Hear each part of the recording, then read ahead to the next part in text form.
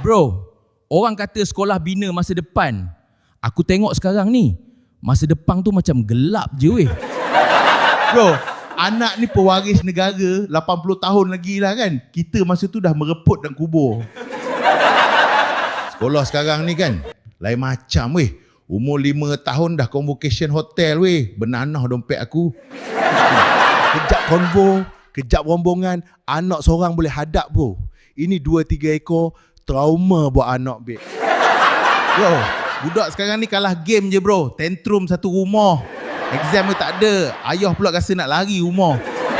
Exam tak ada bro. Dah jadi kaki TikTok 24 jam. Ni, diorang buat video TikTok lagi padu dari ayah weh. Weh, pendidikan nak ikut negara maju. Tapi budak sekarang, tengok perangai, maju celah mana, entahlah. Nak salahkan sekolah pun tak boleh bro. Cuit sikit budak sekarang, mak ayah ajak cikgu one by one babe. Baru ni orang atas umum bro. Umur 6 dah boleh darjah 1. Ada mak ayah terus mengelabah, biar awak weh.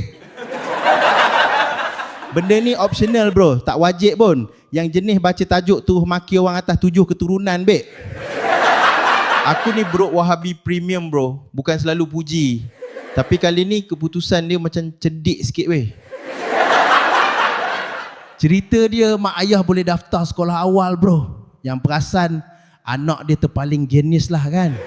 Bro, yang anak masih pakai pampers bro. Simpan rumah je. Cikgu tak sign kontrak cuci taik weh. Bro, budak ni bukan bahan eksperimen bro. Plan elok-elok lah. Silat-silat cikgu yang koyak dulu weh.